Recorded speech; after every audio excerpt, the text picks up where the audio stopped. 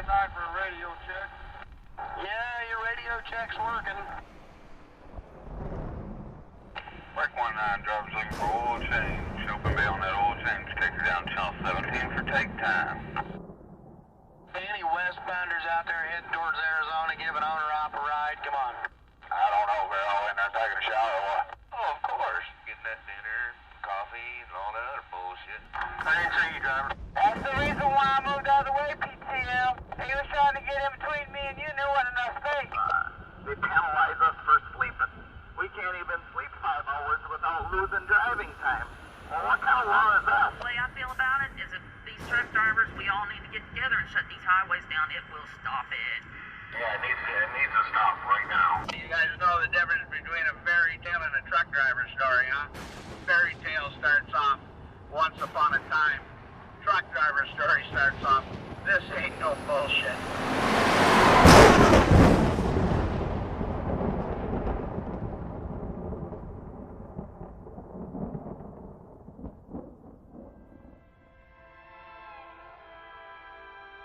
If these trucks would shut down for 1 week, this country would be in 3 days. 3 days? 3 days.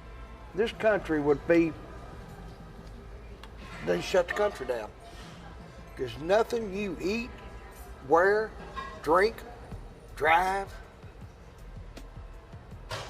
doesn't move on a truck. Everything. This restaurant right here would run out of food in 2 days. Those fuel tanks out there would be dry before dark if they weren't getting a regular supply on a daily basis of food and fuel. In return, if those trucks aren't moving, the food's not getting to the grocery store. 3 days, you're not going to have nothing but canned goods and rotten produce.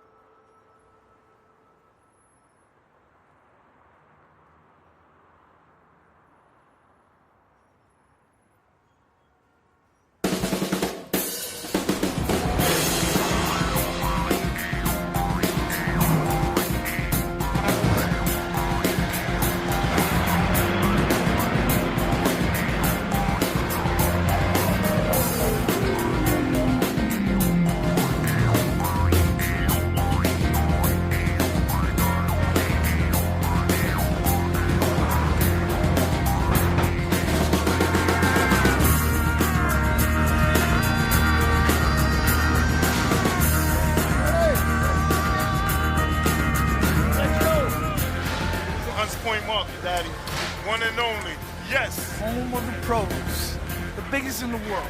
It's just an insane place to work. Let's go Mets. That's why they got a fence around here to keep us in, not to keep people out.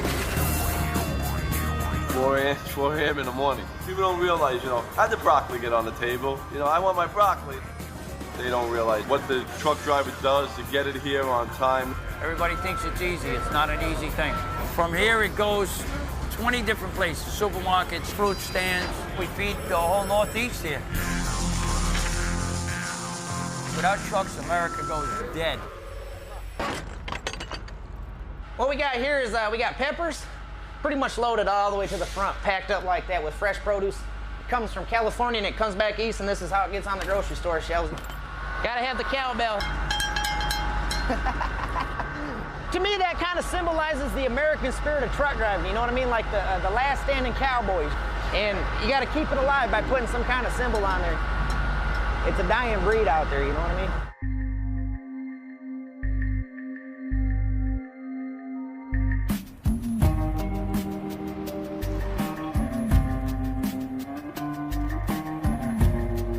mean? It just ain't no feeling like driving a big old truck late at night and having all the lights on it, I gotta admit, I'm definitely proud of my ride, There's a closet there, it's got all the shirts and junk in it, and then that's a pants closet, and then the TV right there, and everything in my truck has to be in a specific place. I gotta know where, my cell phone has to be here, all the paperwork on my truck has to be behind that chair. For crying out loud, I can't go down the road if my bed's not made, you know what I mean? My grandfather, he drove for many years. My father, he drove for 27 years. It's just a family thing. I mean, once it's in your blood, it really is hard to go find a normal 8 to 5 job. It really is, I think.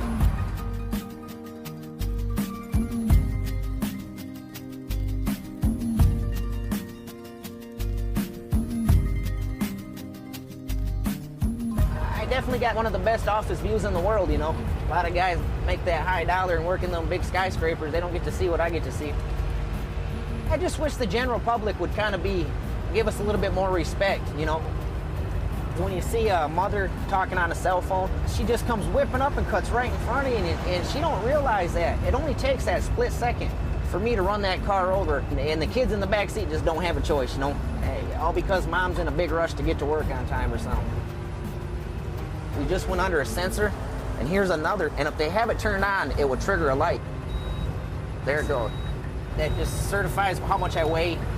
Gave me a green light. That means I can keep on trucking. Now, come on over there, tanker. What are you guys doing pulling square boxes?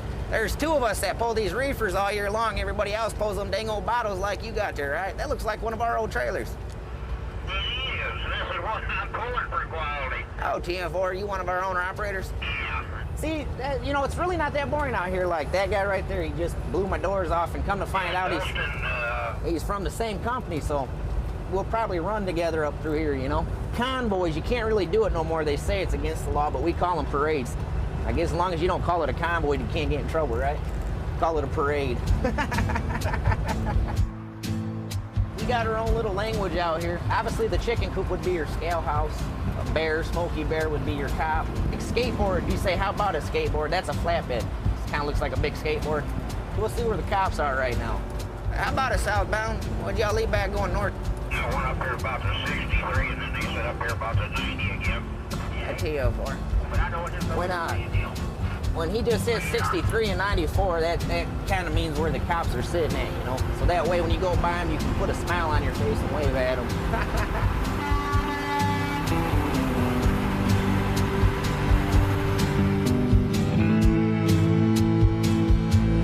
10,000 horses, Sable Island, endless summer. Oh my God, I'm hot to steal, beside myself in friendless number. I ain't got no culture, nothing, dirty words, but that don't count. Flight attendants, waitresses, superstition, good amount. There's work to do, hell to pay, memories and fingerprints, calling Papa ignorance.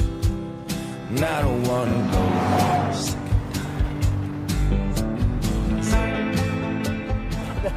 That's my motto. Always haul something. You know, that way when the company says they got nothing to haul, so I got something. That little plastic dump truck's got over 2 million miles on it. Doing reverse. It's got more miles than most kids going forward. You call, we haul, you bitch, we unhitch. And if it's on the map, we'll haul your crap.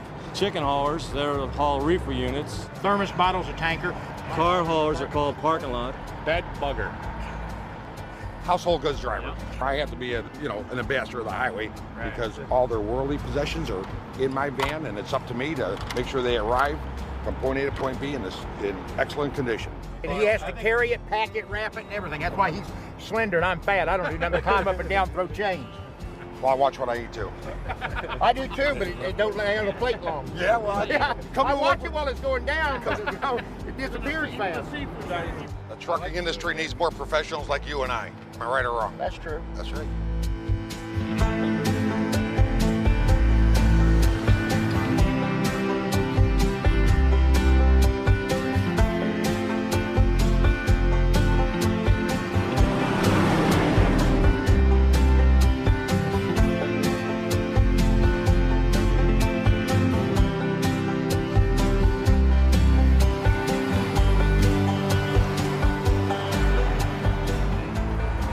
My father was an over-road truck driver.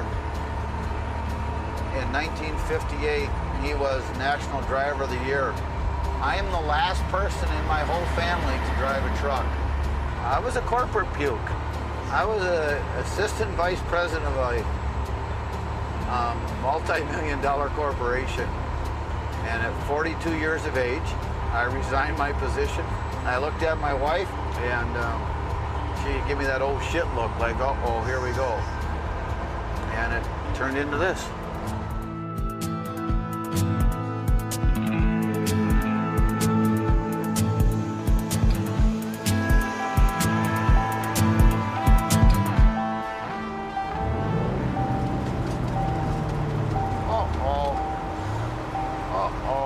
good thing. This ain't a good sign. We're dead in the water. Holy shit, this is not gonna be fun. Holy shit, hold on, Skippy. Emergency flashers, hello. Okay, let's find a mile marker. Damn it. Damn it. It just all of a sudden said enough is enough. So, this is not gonna be fun. So we have no power steering. So we're gonna pull over here at mile marker 180. We're in Oklahoma, don't you know? Huh. Okay. So, check engine light is on.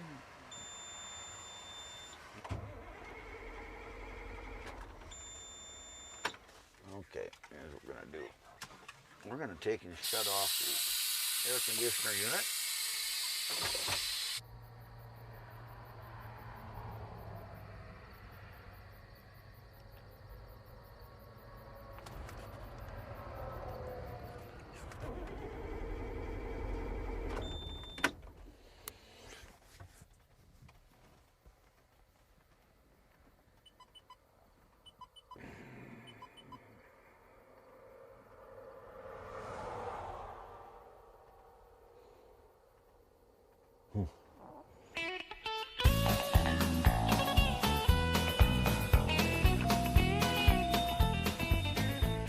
Good morning, Wilson County and the surrounding areas. This portion program today is being brought to you live and in Technicolor by yours truly, the one, the only, the ever now and then good looking. And here he is. I need to stand up and salute my old buddy Coleman. I like that tie. Thank you. I like it too. Good morning to you. Good morning. Now, the subject is the high fuel. High fuel.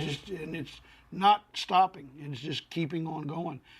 And it's not just the impact that everyday drivers are facing. What they're not realizing is the impact it's on everything that they get, everything they buy. Everything moves by truck. Everything. And Monday, 3 drivers quit. I had another one yesterday arguing with his terminal. He said, "You don't understand. I'm losing money to get where I'm at now. Why do I want to keep driving?" So is there some move afoot across the nation? You would think that. You know, if the truckers would ever get organized and say next Monday morning, say, you know, we're not going to drive. By Wednesday, everybody will be at the table to discuss how they can get the prices back down and how they can make this reasonable for the truckers.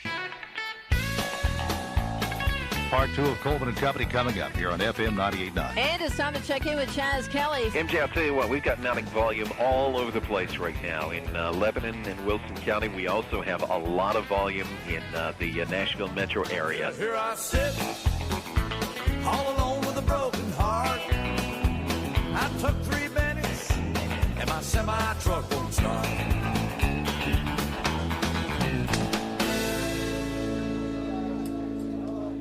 The country and even the world as a whole, I see that it's getting less personal, you know, less caring, more bottom line, you know, more I don't care. It's one of the saddest things I can think of. We need these places. There are nowhere near the stops we used to have and the quality of these big chains. 15 years ago, there was over 1,800 independent truck stops. Last year, there was less than 800. There's hardly any parking in a lot of these big truck stops anymore. They don't cater to drivers no more like they used to. They're not treating the drivers as people. They're treating them as a trading commodity. It's a money chain out here today, and it has gotten so competitive, there's no fun left. We used to have a great time. It was, you know, you load for the coast and... They're good, hard-working people out there trying to make a living to support their family. They get a raw deal on the road. They're sitting behind a wheel, and usually by themselves, with no interaction. And everything needs interaction. He's always told us to greet people as they walk in the door. It makes them feel like they're at home. When you talk to them, lay a hand on them, you know, make them feel welcome. The terrible thing with fuel prices we're seeing happen more often. They're running out of money on their fuel cards, and they'll get somewhere and they don't have enough. You know, they bought $500 worth of fuel with $300 left on their card. That's one of the things that we go over with the girls that work the desk. You know, understand that they're more frustrated than you are. They're embarrassed, it's hurt their feelings, it's made them look terrible, and it's not their fault. I'll probably take almost 200 gallons here, times 243, and then I gotta fuel my Reefer, and that's 50 gallons. This is a Freightliner Classic XL. It's got a 515 Detroit. I have 21 pallets of honeydew melons.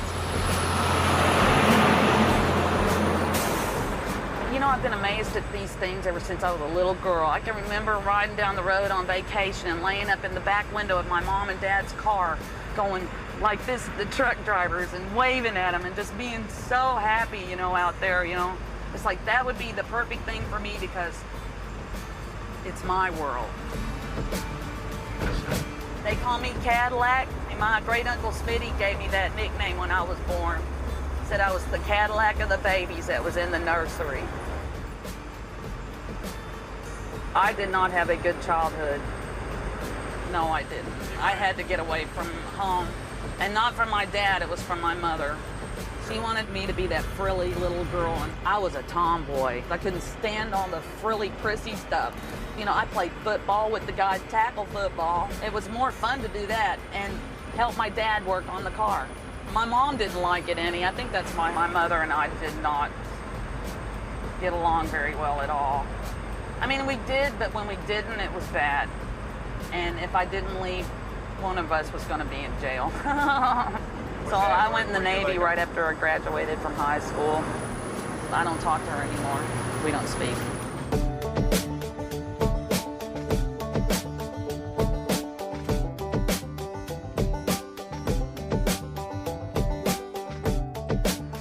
When my dad died, my ex-husband, that's the day that he told me that he was divorcing me and taking my kids was the day that my father passed away. I have 3 children, and I flipped. He threw me out, and I had no place to go. We were living down in Georgia, and I didn't know anybody down there, and for the first few months, I was living in a box. Living on the streets, eating out of garbage cans. I know that life. I had it all, and then all of a sudden, in the blink of an eye, it was gone.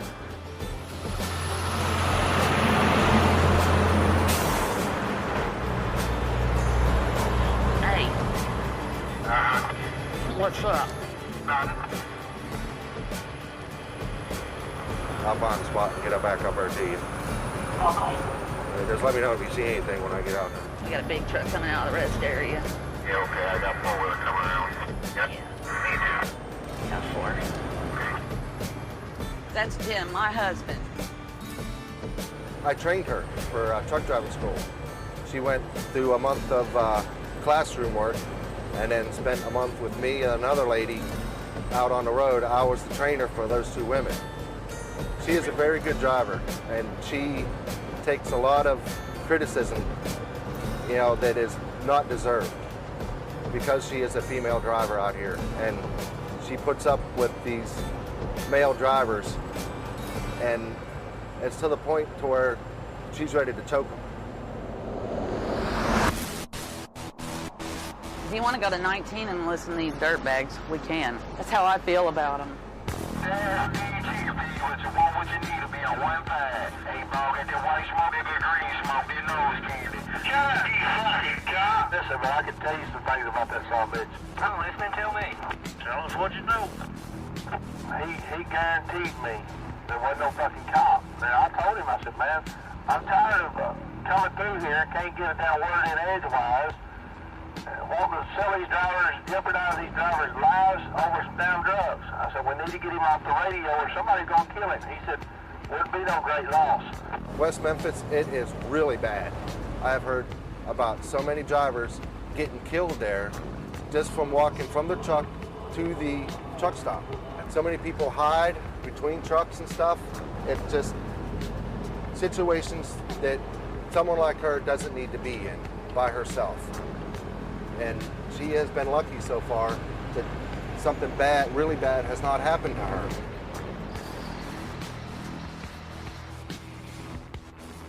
I'm going to take my Reefer. Okay. Yeah, I'll come out there and help you.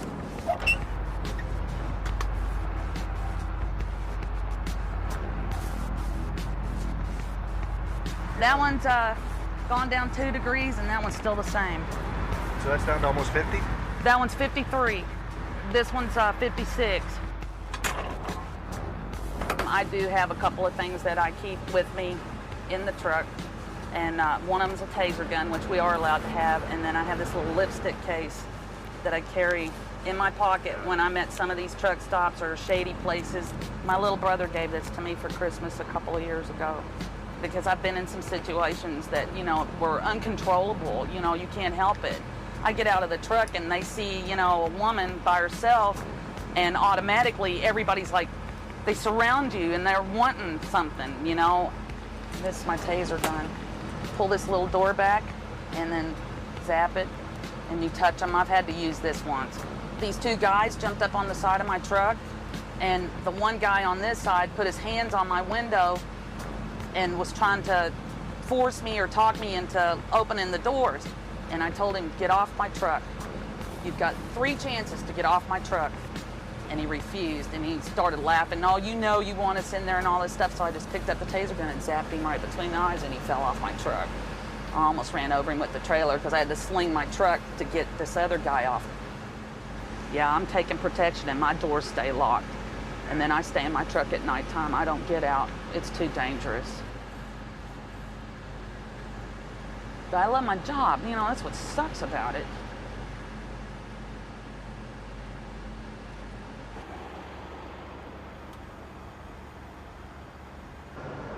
Hey, I love you. I love you too, baby.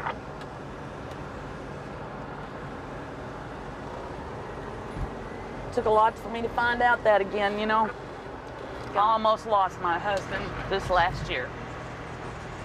Another woman. He messed around on me, and we started having a lot of problems, and, you know, but we're getting back on track. It's been a long, rough ride for both of us. She has put up with a lot of my crap. These last 2 months have been very good for us, because when we don't spend time together, then we could be on different ends of the country. And whenever we first started teaming, that's the way it was. I'd be out in California, she'd be back in Ohio. And it got to cause problems in our marriage. I think he was hurting. You know, I don't want to meet her. I don't want to see her. I don't want to talk about her. I wished it hadn't happened, but I understand why it happened. I'm over it. It's all right. We found each other again, you know, and we're going to go back to team driving and be together, because we do love each other. And he has come with me all this way from California to make sure that this load did what it was supposed to do, and that the reefer stayed running. And if that ain't love, nothing is. To come out a route like that, to make sure that his wife's gonna be okay.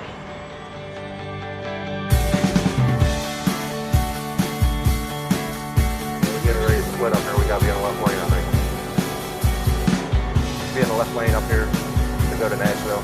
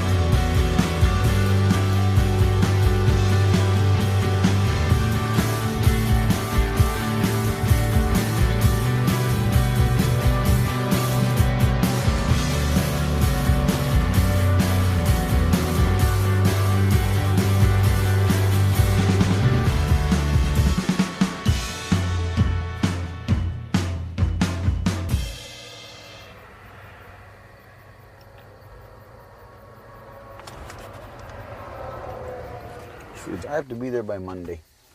Monday at 8 o'clock.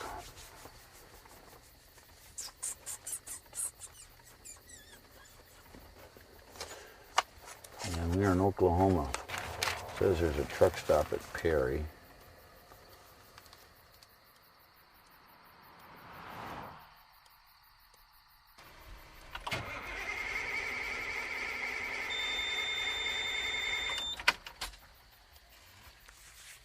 Okay. Shit happens.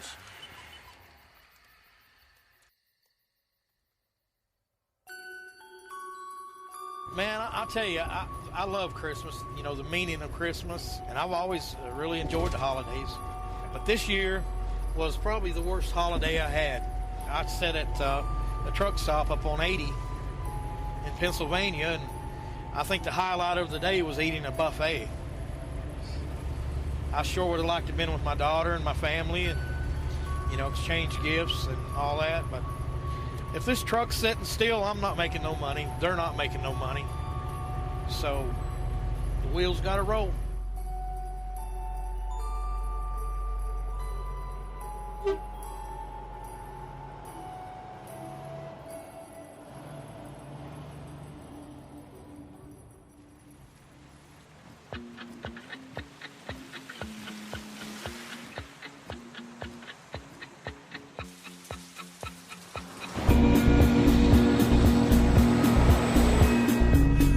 Racehorse, outright madness. Under the bridge will make out like bandits.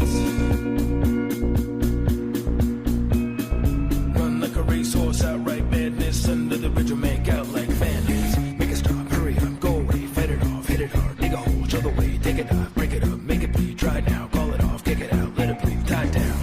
Make it stop, hurry up, go away, fight it off, hit it hard, dig a hole, show the way, take it off, break it up, make it bleed, try it now, call it off, kick it out, let it bleed, tie it down.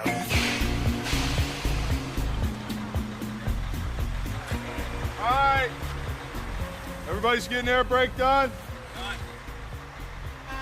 Some people have never seen the inside of a truck before in their life, and they're up here trying to learn on a big truck. Sometimes it's comical, sometimes it's scary. Come on, get in there. Set yourself up. Bag it up. All right, stop. Hard left. Let's go. Stop when you're straight with the trailer. Very nice, very nice. It's turning that way. Turn that way. Too much. Come on. Center up. Mike, get straight. Stop. Stop. Stop.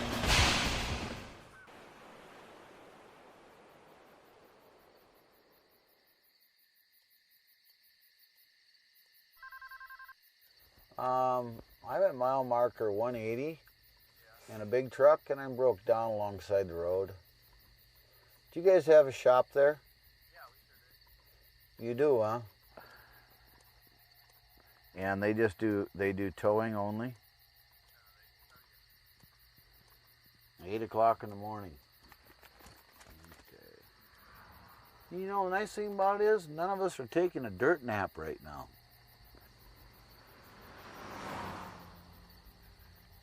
What's a dirt nap? That's death.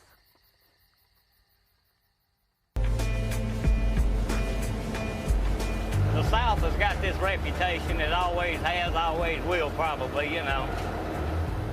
We're prejudiced, I don't know, you know, just slow, just down home folk, you know. That's the way they look at us. I hear it all the time. It don't bother me. Hey, I'm as good as the next guy. If you like me, you like me. If you don't, it didn't matter. It's just that simple.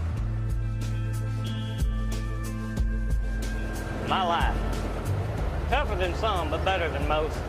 You know, I was diagnosed with this grave disease, and my doctor filed my disability, and they sent me a letter and said I wasn't sick enough to draw it. It starts in your thyroids, and it just messes your whole system up. You know, my spleen was enlarged. Your liver problems, kidney problems, everything just becomes a problem. I went down from 160 to about 102 pounds, and After the radiation, I put on like 13 pounds. But I'm still alive, I'm breathing. Now, if I'd eat too much at McDonald's and got fat, I could draw a check. Or if I fried my brain on drugs, I could draw a check, you know. But to get out here and work 30 years and make a living, you don't count. That's just the way I see it. But as long as they make these and good Lord gives me the breath, I can drive. I got to make ends meet, got to pay the bills. My kids need things, and that's, my kids have been my whole life.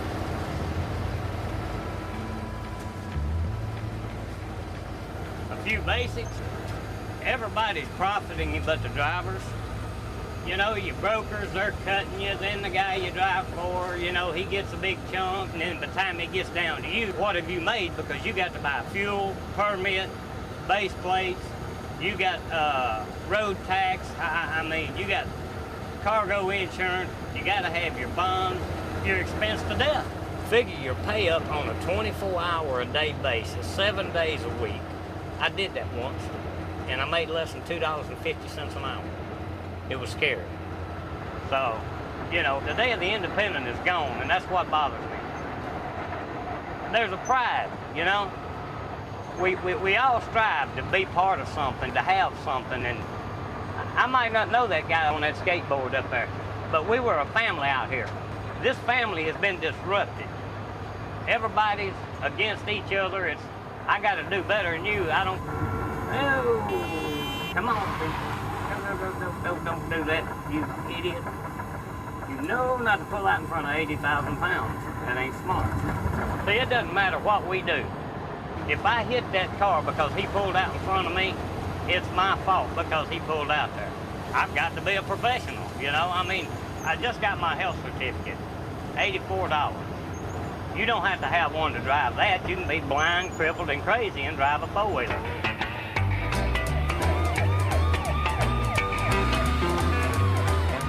ICC is a checking on down the line. Well, I'm a little overweight and my logbook's are way behind. But nothing bothers me tonight. I can dodge all the scales all right. 6 days on the road and I'm gonna make it home tonight.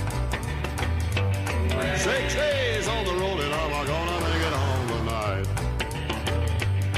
6 days on the road and I'm gonna make it home tonight. This is God's country. Nothing but a few rednecks, a lot of deer, and a lot of turkey.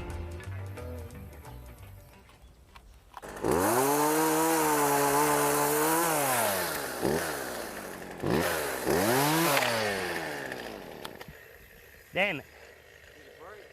Chain broke. Yep, it broke. My mom was gone. He raised me for the biggest part of my life. He's always done everything he could for us, even if he was by himself. You don't care what, people say about him. We might have, a house that looks like crap right now, but he does everything for his kids. My brother Jeremy, he's 21, he's in Iraq right now. Oh, Dad misses my brother a bunch. He's with the 2nd 114th Field Artillery, somewhere just south of Baghdad. He's always been the one that was right there. He chose to stay with me instead of go with his mother. And that bond between him and I was just inevitable. I don't like what he's doing. I mean, I was in the military and I'd have done it gladly because I volunteered to do a job. And I will do my job to the best of my ability. He's the same way. Not knowing, is it getting better? Is it getting worse? But then I talk to him and I'm listening to him. Hey, Dad, these Marines just got killed and this and that and the other. They're getting short-handed up here and they're going to move us up here a little closer to Baghdad. One minute they're saying, oh, well, we got it together and it's getting straight. Tomorrow you watch the news and 18 more people died, roadside bomb. Well, everything going okay? No? Oh, you're kidding me. When did you find this out? I don't say nothing about how I feel about the whole situation to him. because I don't want him second guessing what he's doing. He has to do this over there with his clear conscience, his guidance, not mine. Oh, hell, that I don't like that. Well, I do, but I don't. All you can really say to him is, hey, keep your head down and let them shoot you in the butt. That way you can come home. You might not sit down, but you can come home. Make a joke.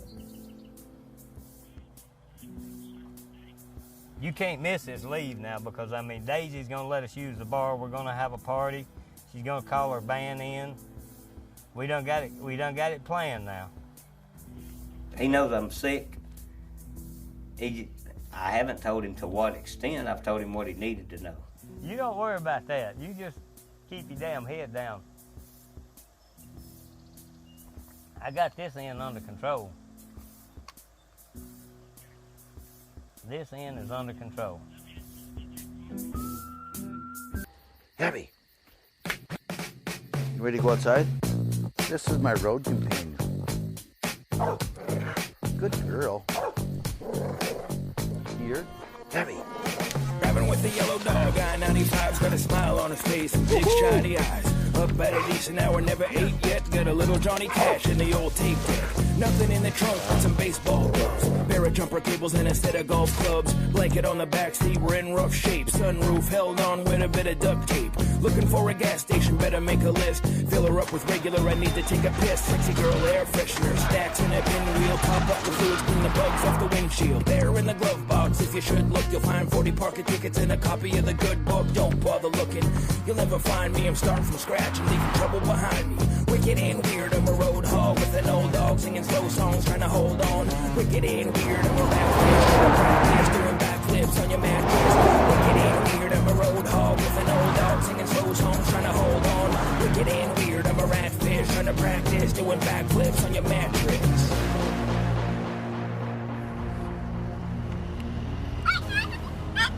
There's the logbook. It regulates the amount of time we can be on the road and our sleep period. Your federal DOT, local cops, anybody can look at your logbook and fine you for not following the rules and regulations. Okay, started out in Coon Rapids. I fueled here in Faribault, Minnesota. What's the problem with the new rules? They say, put it in this 14 hours. 11 hours driving. But why couldn't I put a 5-hour break in here, kick my feet up anywhere in here, and do another 5 hours over here? Did it for 26 years. It's forcing me to drive when I really need to take a break.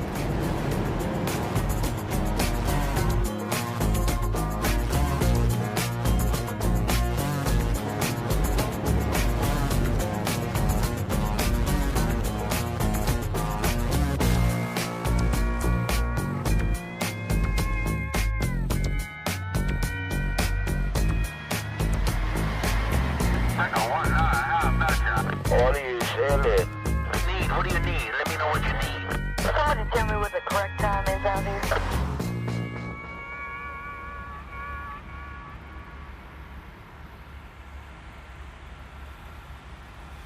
Morning, sir. How you doing? We'd like you to come to the Trucker Fellowship meeting this morning at 11 o'clock. Come on in. You might find it interesting.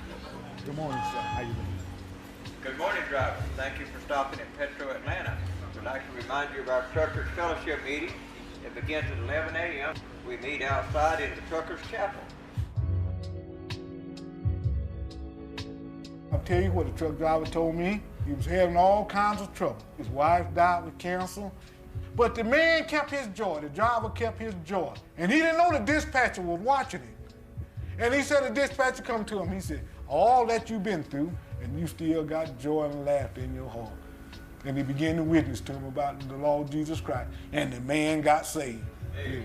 See, and that's what you want to do. That's what you want to do.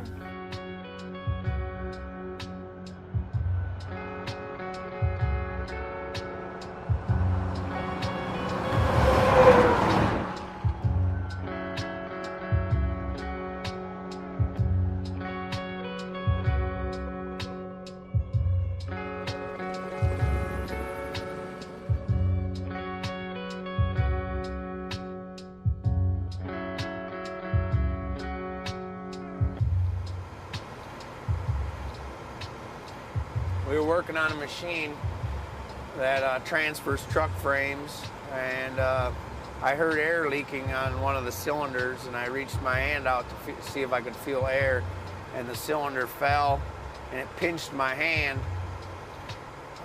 Took my hand off between the little finger and my ring all the way down to the base of the thumb. It actually didn't cut it off. We had to pull it off. When it grabbed me, I hit the guardrail. I flipped upside down and was falling into the machine.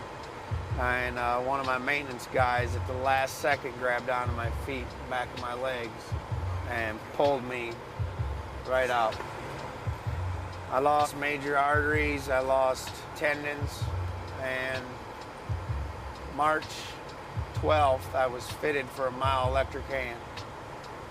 So April, May, June, July, August, I haven't even had my hand six months, and I'm driving a semi.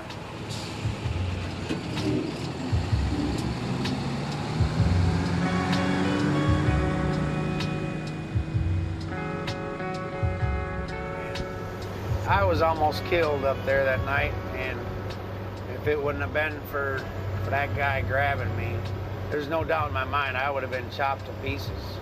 You know, he saved my life, and when you come that close to death,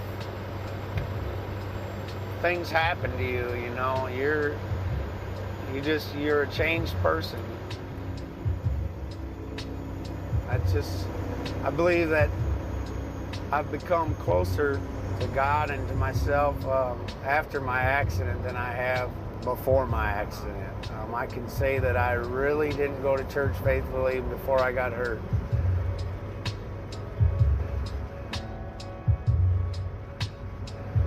I believe in heaven and hell, and I believe that there's a place for me in heaven, and I'm ready to go whenever it's time for me to go.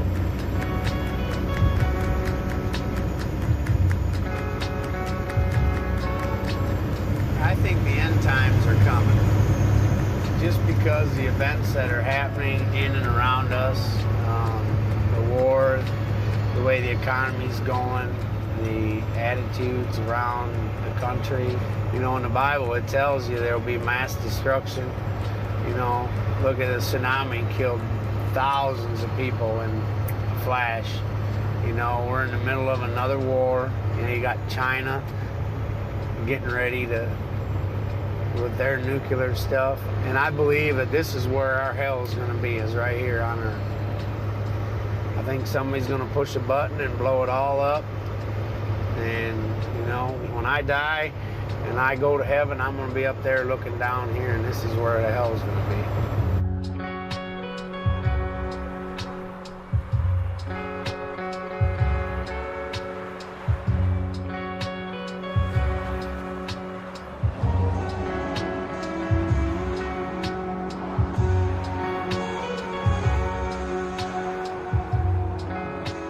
I got a thing up here above my truck, a guardian angel that says, "Don't drive faster than your guardian angel can fly." So far, she's taken care of me. I've been given a second chance after my accident, and I'm taking advantage of it to the fullest.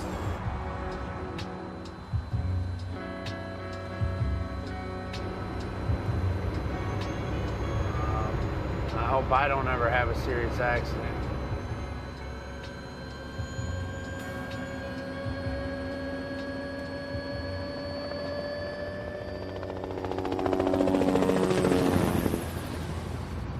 Iowa has the world's biggest truck stop. It can fit 8,000 trucks. 800 trucks. 800 trucks, whatever.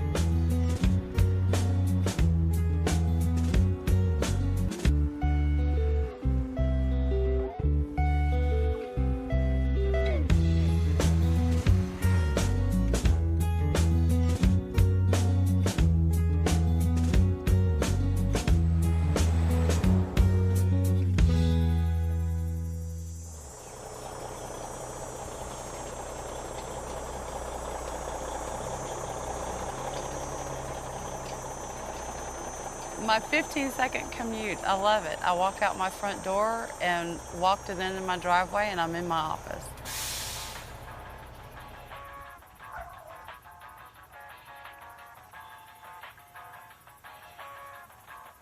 My CB handle is Ladybug, given to me by a former friend who won't speak to me anymore. But they're supposed to be lucky, so I guess that makes me a good thing.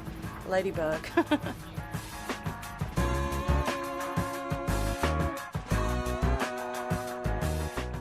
36 years old. I've got a husband, 3 kids. He's really a wonderful, wonderful husband. He supports me no matter what I want to do. As far as destiny, I don't know about that. I've gone through a lot of things in my life that I wish I hadn't sometimes, but in a way I'm glad I did, because even the bad parts, the bad relationships, if I hadn't gone through those things, I wouldn't be the type of person that I am now. My first husband was abusive. He tried to kill me. My son's father was abusive. He was very, very abusive. He was the one that kept me under his thumb all the time. He would get drunk and come home and beat me up. And I put myself in that position, and abusing me was one thing. That was my stupidity, my choice. But after I had my son, and he jerked my son up at one point because he was crying in the middle of the night, needed changing, you know, he was only like 2 months old, and started shaking him to get him to be quiet. And it was at that point that I knew it was time to get out of there. So I left him when CJ was 4 months old. I actually had to sneak away from him. The whole time I'm sitting in the bus stop waiting for the bus, I was scared to death, thinking he was going to come home early, see the note, you know, and come looking for me. Love will make you do stupid things sometimes, and I truly did love him. Is that, and I was scared of him too. You know, women who get into abusive situations like that, and their friends or relatives say, "Why don't you just leave? Just leave," because that man has threatened them into the end of their lives. If you ever leave me, I'm going to hunt you down and kill you.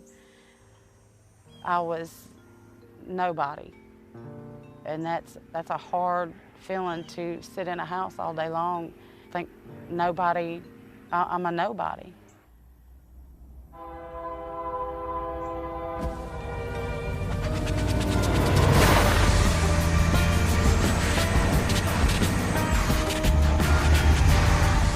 That was the worst I've ever felt in my life, and when I got out of that situation, I swore I would never let myself get into that ever again, that I was going to be able to make my own way, make my own money, and take care of myself and my child.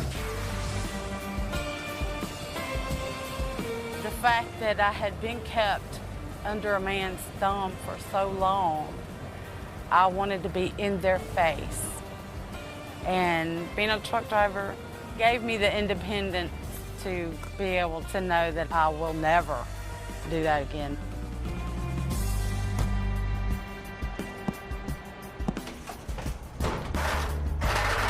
Drop it, hook up to the other one, move it, drop it, and then come back and hook up to this one and move it into place. They scan patients. It's like an x-ray for your muscles and your brain.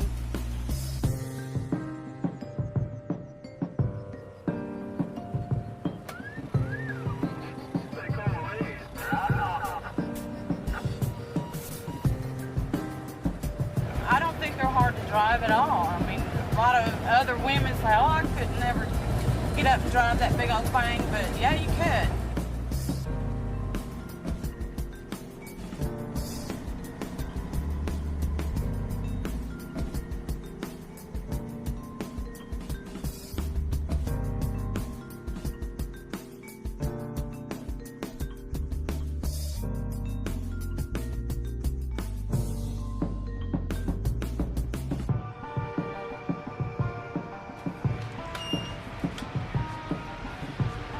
Man. El Paso, Texas. Man, you can't beat this weather. You know that? You're talking to one of the, well, I call myself a renegade trucker now because I work for myself. Super trucker. You got it. He knows it. Yeah, we going over to the Chrome Shop, Lone Star Chrome Shop. This is where if you got a little extra change left over, you get your truck done up.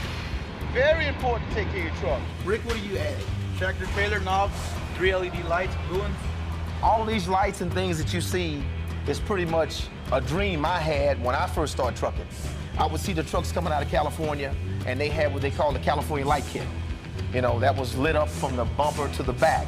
Well, I said one day when I get my own, I was gonna do it. But I took it a little bit too far. I've got a total of 268 lights on this truck and trailer. Matter of fact, we counted yesterday. You never stop being a kid. You know, I don't care what you say, you just get older.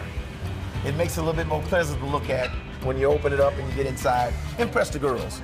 Everything I do is for the women. Guys, I'm sorry, that's just my thing. Anything I do is for the women. I don't care if guys like it. It's what the women like. You got one in Arlington, you got one in Houston, you got one in El Paso, California, Ontario. Oh yeah, everywhere you go. So when the ladies kick you out at home after a couple of days, guys, just get in your truck and go. You know where your friend's waiting at. That's the way I do it. Never again, guys, will I have a single girl, not just one. Give me a plethora. What got me on the road was a relationship, was in it for 6 years. When it was all said and done, my bank account was depleted, 401 was depleted, had nothing. Picked up the newspaper and says, I'm gonna go work for Snyder. And the rest was history. Going down the road, feeling bad by and by. Deep fried blues, but I'd rather die than cry. Gas station food bound to go stale soon. There's a curse in the air and a toenail more. Yeah, some of these towns are still non-friendly. And this is the hammer that killed John Henry. I'm sick of being tired, sick of the circus life. Here daydreaming of a waitress as a perfect wife. Utterly inappropriate and taken out of context. Degenerate nervousness, developing a complex. No good with money, leftovers in a bitch bag. Frying pan soul, my face like a dish rag. A million old movies I figured I'd tell. Childhood memories triggered by smell. So now what you may ask, well that's hard to say. Cause that old Jack of Diamonds is a tough card to play.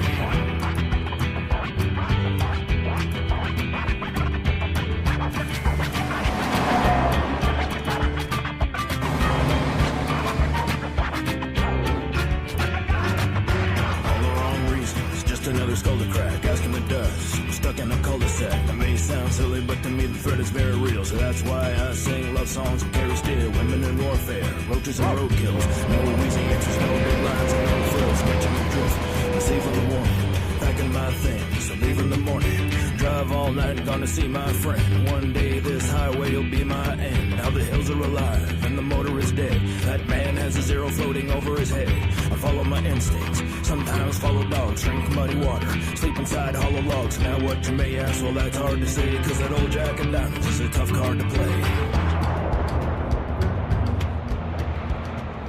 Exit 352, go northbound on that 93. Up and over the railroad overpass. Once you get to the end of that guardrail, make a left-hand turn. Go down that dirt road and we'll be the first house on your right-hand side.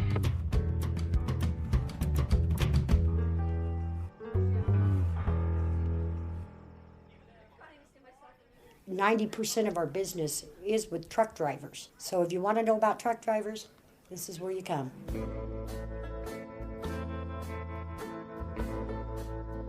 Truck drivers basically have the same needs as we all do. And unfortunately, being out on the road all the time, those needs aren't met. So this is where our house comes in.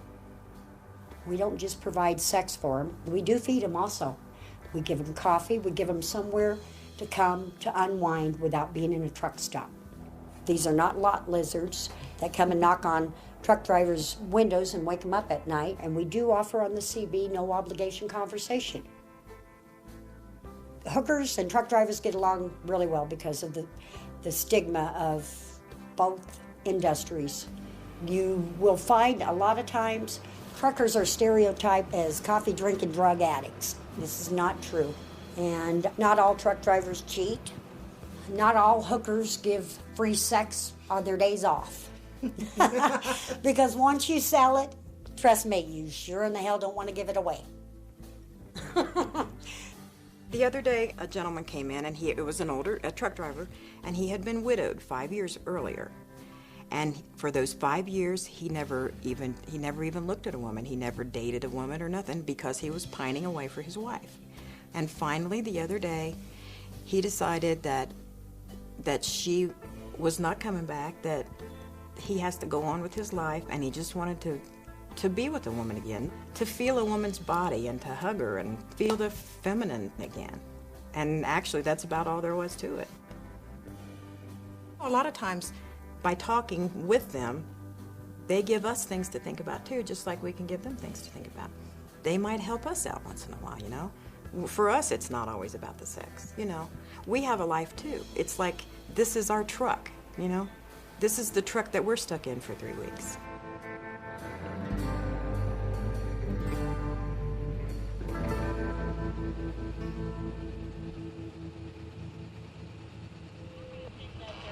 How about it? Anybody out there need any movies tonight? $5 a piece or 5 for 20? Where you at? I'm over here on the east side in the back.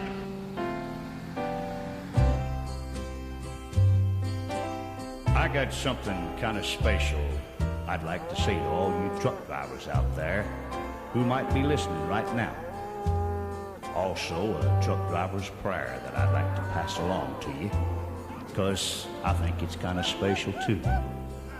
But first, now I got a few things I've been wanting to say to you guys for a long time, and I think right now is a good time to do it.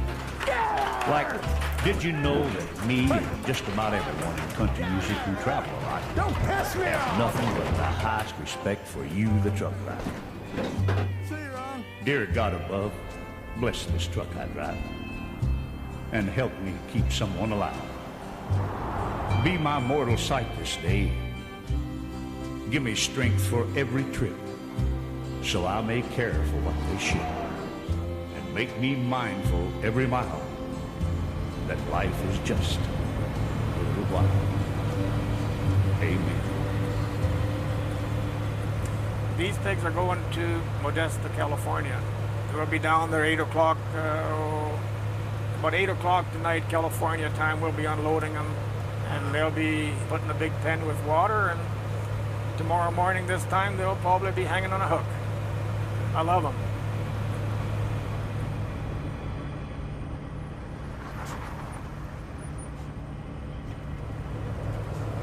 When you haul livestock, you're constantly aware of the fact that you do have a living thing in the back of that trailer. You go down the road here and you have a load of bananas on and you hit the ditch, granted, a lot of damage is done. But so what? You lose your load. When I hit the ditch with a load of hogs on, I have to not worry about my truck. I have to worry about those animals back there. They're individual animals with individual personalities, and you have to love them to haul them. In a load, you'll get a comedian in there. Every time you walk by the trailer, he'll bark at you to say hi or whatever he's saying. I don't know what he's saying. I can't talk pig.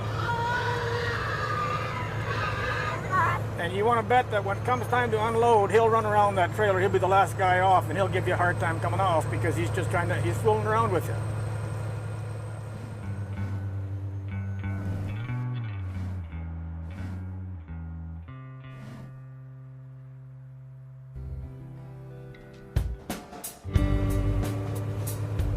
I probably couldn't count the amount of hogs in my lifetime that I have hauled to slaughter.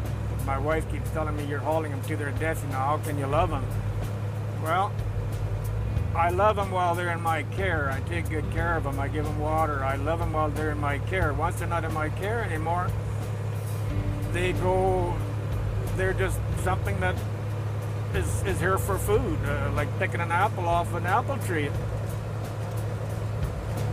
My view of an animal is we raise them for one thing, and that is for food reasons, and that's it. I mean, we don't raise them as pets. When they kill them in large numbers, the pigs are electrocuted. You see, pigs are inquisitive, and it's their inquisitiveness that kills them. Because they're inquisitive about what's up that chute. So they're walking up the chute, you know, and then they get to the end, and they'll stop there and look around, and then the voltage just goes through them, and they don't even quiver. They just kind of they're dead. They lay down, they're dead. You know, and then, so then that one drops off, and then his buddy's standing there wondering, where did he go? So he goes up there to have a look, and he gets it.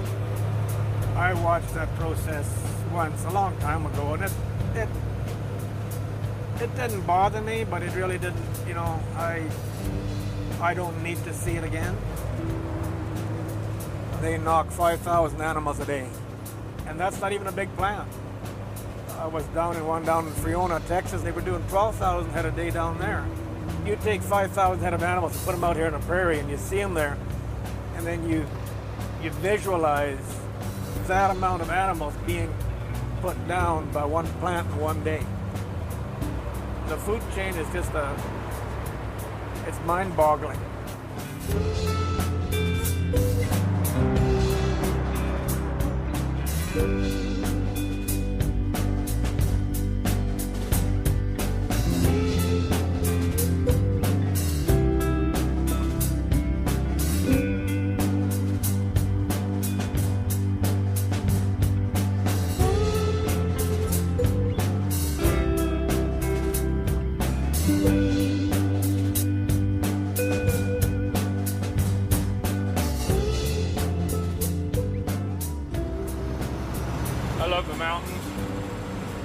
Up here in Idaho off and on for the last 40 years.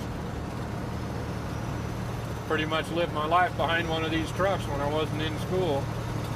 Did a 4-year stint in the Marine Corps and come right out of there and went to driving trucks. There's no other place in the world that I'd rather live than in this state right here. When I was a kid, I'd hunt birds out here, pheasant, duck, quail, and they've turned it all into subdivisions out there. They've pushed the farmer back to where there is no land to farm anymore. Come on, party dogs. This is Wally. This is Sarah. She's about 15 years old now. As you can see, they're gentle dogs, but if we walk out of the truck and someone tries to get in, they won't make it. I just help with the odds and ends. I help tarp and strap, do the cooking, argue with him.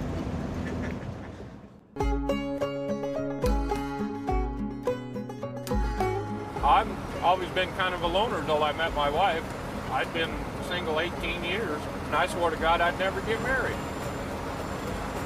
But now she rides along with me, and so we're pretty much together, 98% of the time anyway.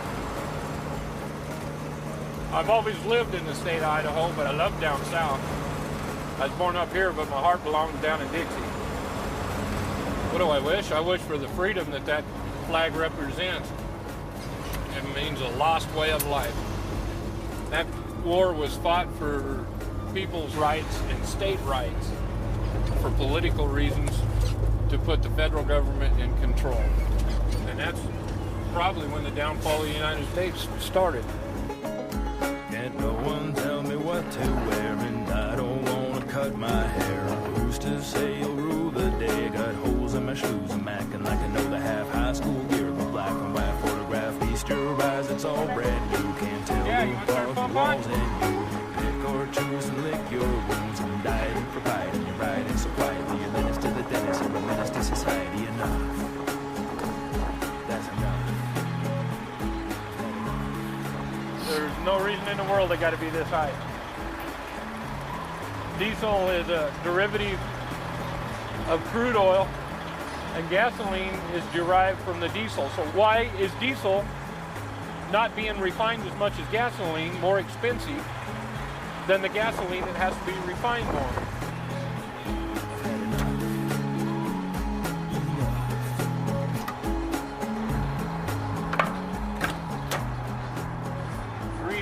$66.78 for 115 gallons worth of fuel. This load probably pays $800 from where I picked it up to where it goes, and a third of that went in this tank to get it there.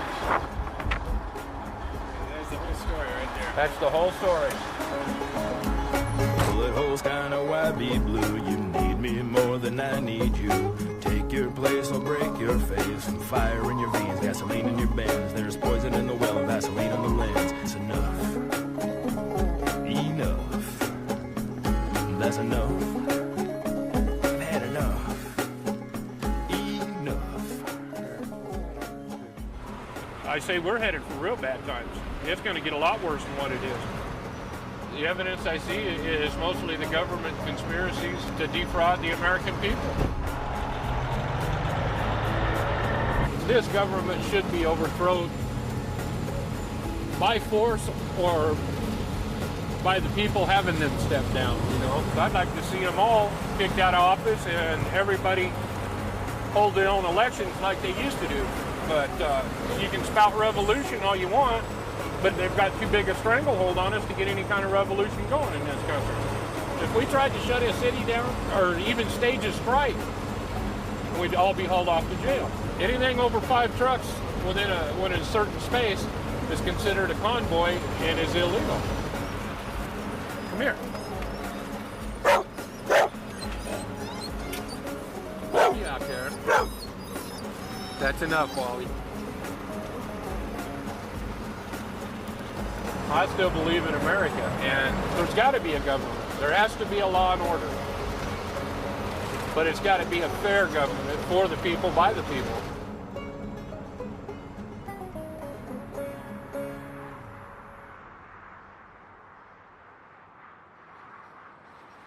Truckers are patriotic to a fault. I mean, it's red, white, and blue, and it's, I believe, as it should be. We see more of this country than any average citizen, so we know a lot about what this country is about.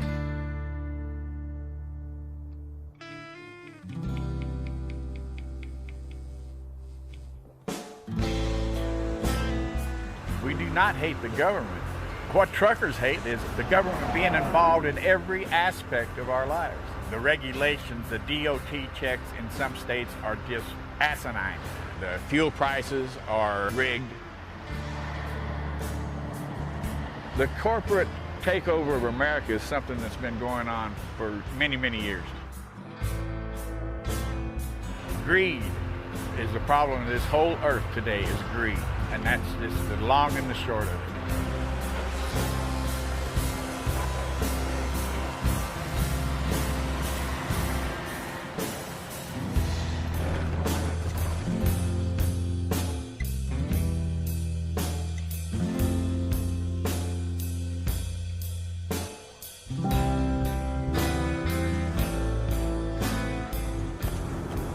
I just emptied out in Seattle. Actually, I was pulling vinyl products for flooring.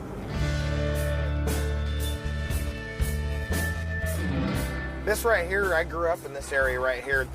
Chippewa Cree, Siletz, Grand Round, and Osage on my mom's side of the family. I'm indigenous on my dad's side and my mom's side. Truck driving's done a lot for me. I would have never been able to see places of my ancestors all the way over to New York, the Onondagas, you know, the Huron, the Creek, the Lake, the Sac, the Fox, the Menominees, the Ho-Chunks, the Winnebagos, you know, the entire country, you know, had it not been for, you know, this truck. The City of Roses, also known as the 503. Before all those buildings were there, Portland must have been awe-inspiring. They say in this valley, from the stories of my grandmothers and grandfathers, that the forest was so thick and dense, you couldn't see the skyline. And now you look at it, you know, and they call this city and all this stuff, they call it, you know, the future. I guess. About the future of the earth, I'm certain. The earth is just fine. It's us that's gonna be in trouble.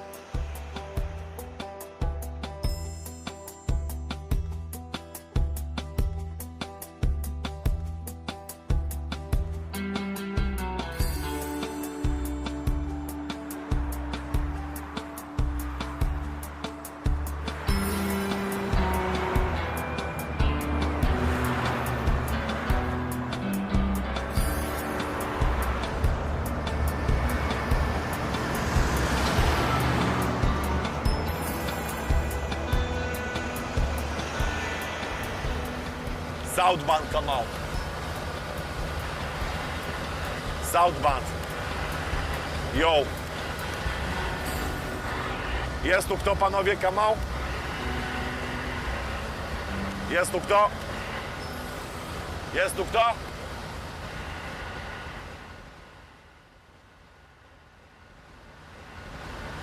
I am Polish, from Europe. So everybody call me Jack. My really name is Jacek. This is a good one.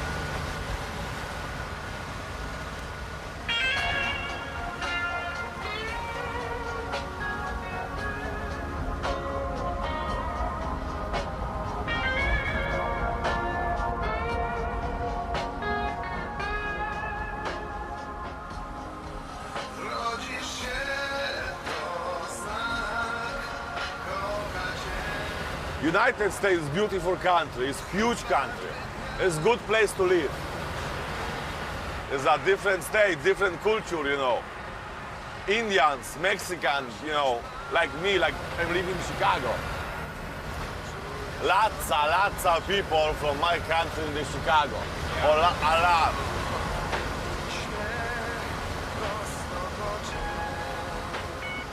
If you come from Europe, if you like it work, you find a job over here. You find a job.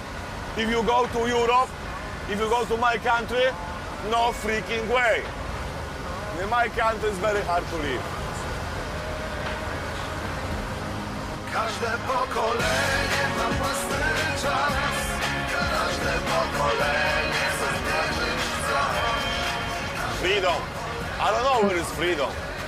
Freedom, I think, you do whatever you like to do. I think this is freedom. If you like it, now hit the wall, you hit the wall. If you like it, I don't know, go to vacation, go to vacation. If you want to go everywhere. If you like it something, if you do, this is the freedom.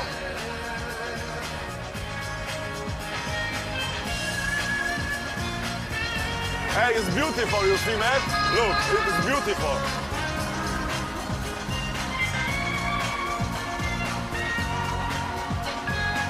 Beautiful. Look, who wants to fight right now? Who wants to fight right now? Nobody. Tylko ślady pokolenia. Każde pokolenie ma własny błąd. Free! Free, I am free. Każde pokolenie rozwieje się, a nasze nie. Nasze nie.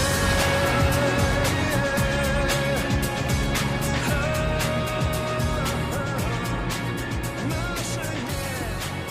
Nasze nie. A nasze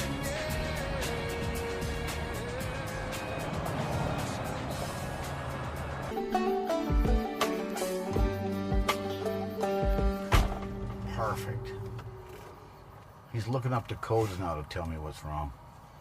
Oh, you guys are saving my ass. All right, turn the key on. All right, well, that's for the computer reset, right? GT. All right, here we go. I'm on my way. All right, thank you, sir. Bye. Power of positive thinking.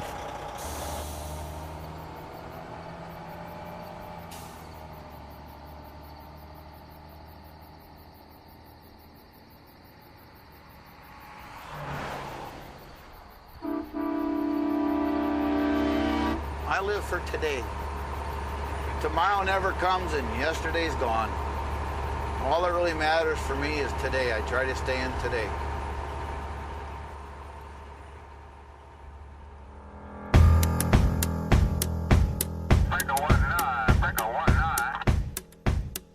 Anybody out there got a copy on Smokey?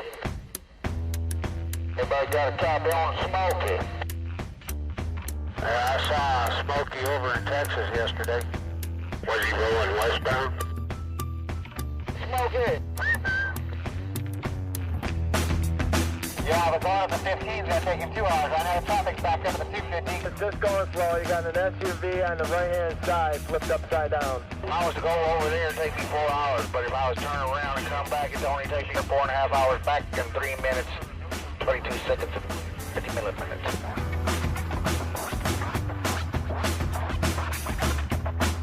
Come on, driver, let's move some of these trucks out the fuel hours now. You gotta get out and show him how. Everybody's gotta learn. He can do it. 10-4, I had to go through it too. Hey, he's doing all right. He got out and looked, and he's taking his time.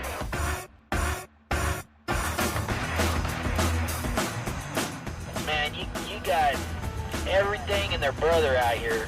So, I mean, you've got American truck drivers, Mexican truck drivers, Polish truck drivers, Russian truck drivers. You got cowboys, you got Indians, you got bikers, you got doctors that got kicked out of being a doctor. You got lawyers that can't lawyer anymore. You're going to get the guys that are little hermits. You're going to get the super computer geeks. But I'll tell you what, man, you're going to find a lot of really great people. You're going to find people that really care. They have barbecues. They feed other people at the truck stops. You got everybody out here.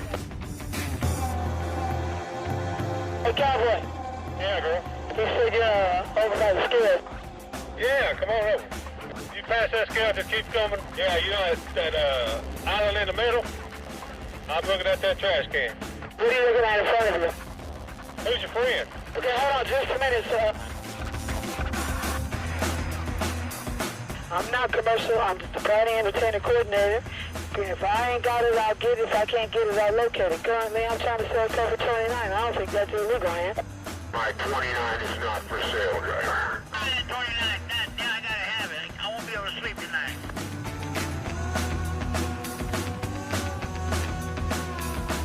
Don't even ask, because it's not for sale.